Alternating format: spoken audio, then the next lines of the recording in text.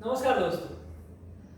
पिछले वीडियो में मैंने बताया था आपको कि विनिवेश के बारे में किसी और दिन आपको बताऊंगा। और दिन क्यों? ये सवाल था मेरे बेटे का।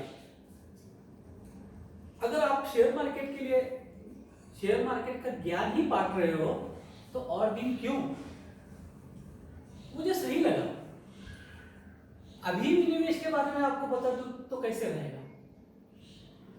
तो चलिए दोस्तों, आज हम विनिवेश के बारे में ही चर्चा करेंगे। आज का ज्ञान विनिवेश, डिसइन्वेस्टमेंट, विनिवेश। अगर आप इसको डिक्शनरी में पढ़ने जाओगे तो बहिष्कार, और अगर ये सरकार करती है तो उसका कुछ और मीनिंग होता है। आपने सुना होगा 10, 20, 15 साल पुराना किसी किसान के पास बहुत सारी खेती थी और उसने थोड़ा थोड़ा बेच के वो सारा खेती खा गया।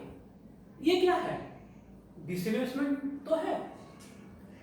इन्वेस्टमेंट, अगर मैं किसी जगह पे पूंजी लगाता हूं तो उसको इन्वेस्टमेंट कहते हैं, और डिसइन्वेस्टमेंट उसका बिल्कुल उल्टा है। सन 1990 में भारत सरकार डिसइन्वेस्टमेंट के बारे में सोचने लगी। आपको मैंने भेल के बारे में बात करते समय बताया था कि भेल का आईपीओ सन 2000 में आया। ऐसे कई कंपनियों के आईपीओ सरकार ने मार्केट में उतारे। सरकार का हिस्सा 100% से थोड़ा कम हो गया, लेकिन इतना भी कम नहीं था कि सरकार और कुछ हिस्सा बेच न पाए। तो 100% से 80% हो गया होगा। तभी भी अगर सरकार को मालिकाना हक रखना है तो 51% से उसकी हिस्सेदारी थोड़ी ज्यादा होगी, 51% होनी चाहिए। मतलब और भी सरकार इसको बेच सकती है। तो 80% अगर पहले ही आईपीओ में बेचा हो, 20%, 80% सरकार के पास हो, तो और 5% और 10% वो बेच सकती है। बेचने का फायदा क्या है? इन्वेस्टर्स उसको खरीद लेंगे और जो इन्वेस्टर्स उसमें पैसा लगाएंगे वो सारा पैसा सरकार को मिलेगा। अच्छा, सरकार उसका क्या करेगी? अरे भाई, हमारे ऊपर ही तो खर्च करेगी। सरकार को इससे बहुत ज्यादा फायदा होता है। बहुत पुरानी कंपनी होती है ये, 10, 20, 25 साल पुरानी। तो जो लागत उस समय आई थी वो तो खाली डिविडेंड में सरकार ने वापस ले ली। तो अभी सरकार किसी भी दाम में बेचे तो वो उसका फायदा है। यहां मैं और एक बात बता दूं कि सरकार या इवन प्रोमोटर्स भी किसी भी कंपनी की खुद आके सेकेंडरी मार्केट में ऐसे बेच नहीं सकते कोई भी शेयर। उसको नियामक मंडल है सेबी, उसको बताना पड़ता है, उससे परमिशन लेनी पड़ती है। तो सरकार जब भी ऐसी डिसइन्वेस्टमेंट की परमिशन लेती है कि फला कंपनी के शेयर हम बेचने जा रहे हैं। 1990 में इसके बारे में विचार हुआ और उसके बाद एक विनिवेश ग्रुप तैयार हो गया। विनिवेश का एक कुछ सदस्यों का ग्रुप था जो भारत सरकार को समय समय पे किस कंपनी पे कितना हिस्सा हम विनिवेश कर सकते हैं इसकी जानकारी देता है। तो बहुत सारी कंपनियों के विनिवेश होते गए। भेल का मैंने उदाहरण दे दिया, और भी कुछ कंपनियां आप देख सकते हो। उससे होता क्या था? जब इन्वेस्टर्स को ये पता चल गया कि भाई ऐसे में तो सरकार कभी भी अपना शेयर बेच सकती है। मैंने बोला था आपको कि सेबी का अप्रूवल लेना पड़ता है, बट सरकार कर सकती है क्योंकि उसको पैसा चाहिए। हमारे आपके लिए सरकार को पैसा चाहिए तो वो उससे ले सकती है। कभी भी अनाउंसमेंट हो सकता है। अनाउंसमेंट हो गया, फलाने कंपनी का शेयर विनिवेश में जाएगा, 5% हिस्सा उसका बिकेगा। जैसे ही उसके बारे में पता चलता है लोग शेयर बेचना शुरू कर देते। क्यों? क्योंकि आज का जो भाव है उससे कम भाव में तो सरकार बेचेगी, तभी तो आप खरीदने जाओगे। पहले से ही बेच दो मेरे पास है तो वो तो भाव तो नीचे मिलेगा ही। 1990 के शुरुआत में जो 2000 के शुरुआत में जो भी विनिवेश हुआ उसमें सरकार को बहुत अच्छा खासा पैसा मिला। लेकिन उसके बाद जब इन्वेस्टर्स को ये पता लगने लगा कि भाई सरकारी कंपनियों में पैसा लगाना थोड़ा धोखा है, क्योंकि कभी भी डिसइन्वेस्टमेंट हो गया, शेयर के भाव नीचे गिर गए, तो इन्वेस्टर्स की दिलचस्पी धीरे धीरे खत्म होने लगी। और उसी की वजह से आज आप देख सकते हो भेल, गेल या आरसीएफ है या बीईएल है, बीईएमएल है, ढेर सारी कंपनियां हैं सरकारी, उनके भाव देखोगे तो बहुत नीचे दिखाई देंगे।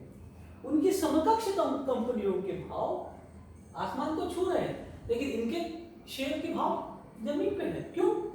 पता है कभी भी डिसइन्वेस्टमेंट हो जाएगा, शेयर बिकेंगे, भाव फिर कम आएगा। सरकार क्यों करती है मैंने आपको बता दिया, सरकार को पैसा उगाही करना है। तो क्या मैंने जो बताया था कि किसान अपनी खेती बेच बेच के खा गया, ऐसे हो सकता है क्या? ऐसा नहीं होगा, क्योंकि सरकार 5%, 10% बेचती है, लेकिन 51% से कम नहीं बेचेगी। क्यों? क्योंकि उसको अपना मालिकाना हक रखना है। 2014 में प्रधानमंत्री जी के भाषण में आपने देखा होगा तो उन्होंने स्पष्ट बोला था, भाई मैं कंपनियां चलाने के लिए नहीं, देश चलाने के लिए आया हूं। तो ये थिंकिंग है कि सरकारी जितनी भी कंपनियां हैं उसमें डिसइन्वेस्टमेंट होना चाहिए। डिसइन्वेस्टमेंट के फायदे क्या है? सरकार को पैसा मिलता है और इन्वेस्टर्स को सरकारी कंपनी में हिस्सा मिलता है ना? मजेदार बात। तो डिसइन्वेस्टमेंट जिस कंपनी में होता है उस समय शेयर लूं या बाद में कभी भी ले लूं, लेकिन आखिर कंपनी तो सरकारी है। आप देख सकते हो कोई भी कंपनी, सरकारी कंपनी, सरकार उसको डूबने नहीं देगी। तो एक तो फिक्स है कि भाई सर कंपनी रहेगी। अब इस कंपनी में मैं इन्वेस्ट करूं या ना करूं? क्यों ना करूं?